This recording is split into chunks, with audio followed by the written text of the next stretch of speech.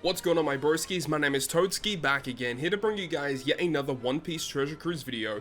And in today's video, we're going to be talking about the data download that just arrived here on One Piece Treasure Cruise. Now, we'll talk about all of the new stuff regarding the global anniversary. There's a lot of events that are going to be occurring, especially in the early part of March.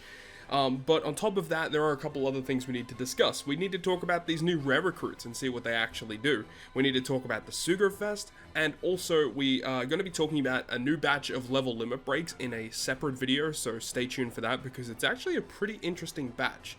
So it's going to be interesting to talk about that. So about this Sugo-Fest, it does debut February 25th at 1900 PST time, so it is not that far away.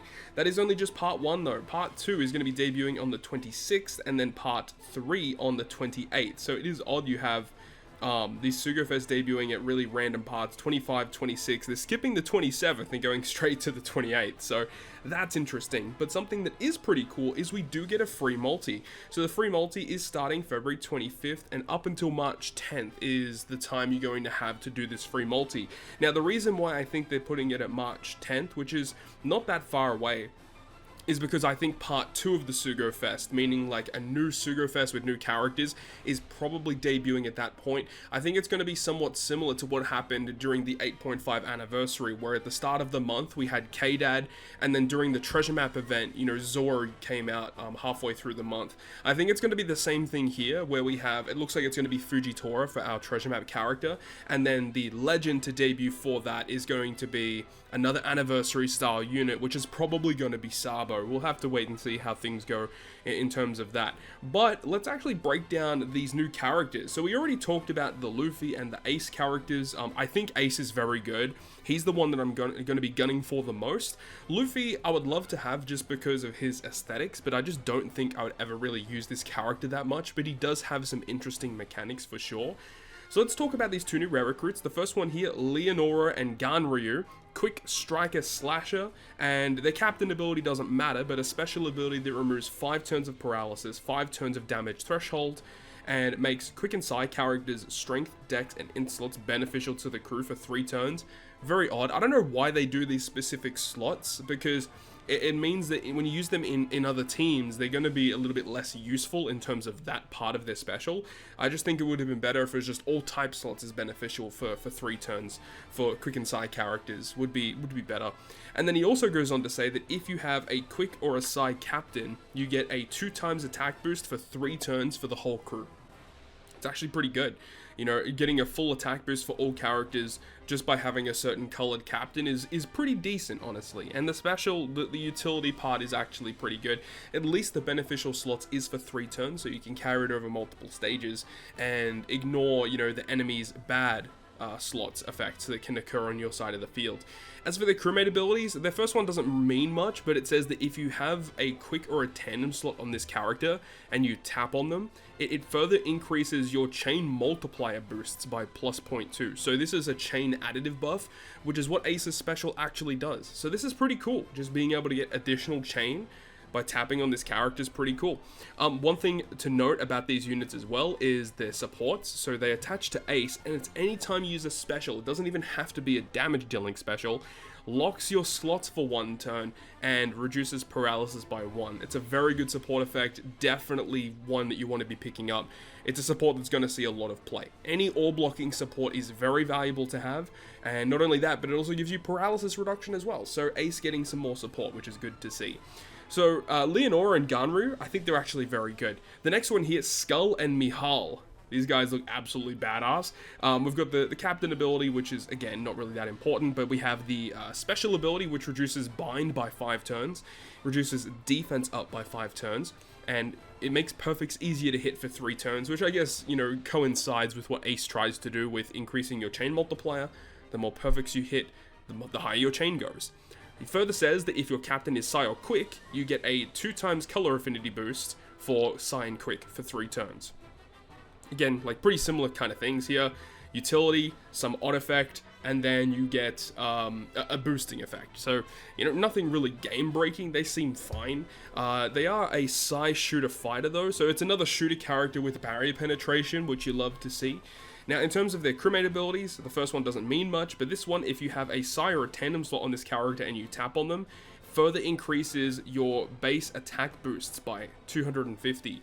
So as we know, when you use Ace's special, when you already have a chain buff applied, you get a 1250 base attack boost. So this will increase it to 1500 total base attack boost. So that's actually pretty cool, especially because the base attack boost lasts for 3 turns. So you can have a 1500 base attack boost for 3 turns. It's actually pretty cool. So that's this character. They have a support effect as well. Again, attaching to Ace, you have to launch the special, and it reduces enemies' defense by 80% for 1 turn, and it makes it easier to land perfects for 1 turn. So this support is definitely not as good as the previous character, but it's a support that you may be able to use. Maybe there's a defense down conditional that you could utilize on your crew. In that case, maybe it could be useful. But unfortunately, the other characters had a much better support. Now, in terms of the Sugo-Fest structure, this Sugo-Fest is kind of interesting. Remember that we have part 1, where all the characters are available. Then you got part 2, which is focusing on Ace, and then part 3, which is focusing on Luffy. So with part 1 of the Sugo-Fest, the 30th multi, if you go all the way to that step, guarantees you an anniversary-only Sugo-Fest exclusive. So that is going to be, you know, whether it be Ace, it could be Luffy, it could also be the Hancock Nami Robin, it could be K-Dad, or it could be the 8.5 anniversary Zoro that came out last year. So it's a 1 in 5 chance to get the one that you would want to get, which is, I don't know, 30 multis for that, for a chance is a bit of a risk, I will admit. However, if we look at the rest of the steps here, let's point out the important ones. The 4th step gets you a legend, the 8th step gets you a limited pool legend, but the big one here, on the 10th multi of the first part, 50% chance, all wanted posters have a 50% chance to be a legend, which is kind of ridiculous. It means that on average, you should be getting around 5 to 6 legends on the 10th multi alone. I believe it hasn't been posted here. I think it is a 12.5% chance to get a red poster as well. We don't know how many legends are going to be available on this banner. I would expect it to be anywhere in the range of 20 to 30 legends on part 1. But the fact that you have a 50% chance for every poster to be a red on multi-10 gives you a pretty high chance at hitting the ones that you want to hit. And we don't know what other legends are boosted yet. I'll probably make a separate video talking about which characters are boosted on which part is the most worthwhile to go for. Because after this Sugo-Fest, the next big Sugo we should be saving for is going to be the anniversary in May. So if you guys are planning on pulling, this is probably the last time I would recommend pulling up until that point. But of course, no Super Sugo-Fest exclusives are going to be available on this banner, so that is the trade-off, obviously. We have part 2 of the Sugo-Fest, which is focusing on Ace, and Ace and Luffy parts are the exact same, except that it is 30 multis for the guaranteed unit on the banner. So we got Ace guaranteed on part 2, we have Luffy guaranteed on part 3. So we got a guaranteed legend on the 3rd step, another one on the 7th, a limited pool legend on the 10th, another one on the 13th, we got one on the 16th, and then 20th is a limited pool legend once again. Yeah, this part is definitely not as enticing as some of the other parts, that's for sure. Like, there's just not a lot going on here. It's just very, very basic. But again, if you want to pull the Ace or the Luffy, like, you want a better chance at pulling them, then you want to pull on their given part, because I believe they are going to have a little bit less chance to be pulled on part 1. Usually the chance to get any one given legend is split between the 2 Ace and the Luffy. That's typically what happens. So getting Ace and Luffy on part 1 is more difficult, but the steps are usually better to kind of offset that in a way. So it is what it is. It is RNG at the end of the day. But one thing I do want to give your attention to is this right here. We do get the free multi, which is kind of cool. So as soon as the Sugo-Fest goes live, you can get a chance at getting these characters, which is great. There is another free multi that is going to be coming out, and it does not include the new badge, but it does include Hancock Nami Robin. It includes the 8.5 Annie Zoro and also K-Dad. So there is going to be a subsidiary free multi that does come out a few days after the Sugo-Fest goes live. So we technically do get 2 free multis, and I assume when the second part of the global anniversary comes out, likely featuring Sabo, we probably get another free multi, which is pretty cool. So now we're over here on the event island, and there's just a couple of things I want to bring your attention to. The first thing is the trial quests, where you can go ahead and clear these. Typically you get, you know, a couple of rainbow gems for clearing them. You have 1 quest for Ace and 1 quest for Luffy, and it is kind of funny, I have noticed here that at the bottom it says that there's 3 stages on the Ace quest, but 5 stages on the Luffy quest, because the way that Luffy works, you need to kill a lot of enemies or stall a lot. So it kind of makes sense that there's more stages on the Luffy quest. It's kind of stupid, but they know the way that Luffy is designed, and they have to design content to make sure that Luffy can shine, which is just kind of silly. Either way, a couple of other things is we have this event right here, which is going to be the new turtle farming event, featuring a free-to-play Yamato. This is the first free-to-play Yamato in One Piece Treasure Cruise, which is kind of bizarre to think about. And this unit is very good. I don't have the details to share with you right now. They are elsewhere in the community, but her special is pretty decent, so you'll have to just trust me on that one. When the turtle event goes live, I will break down her abilities in more detail for you guys, so do not worry about that. But she is a good character. We don't know what the event is going to be like, but the turtle event is there.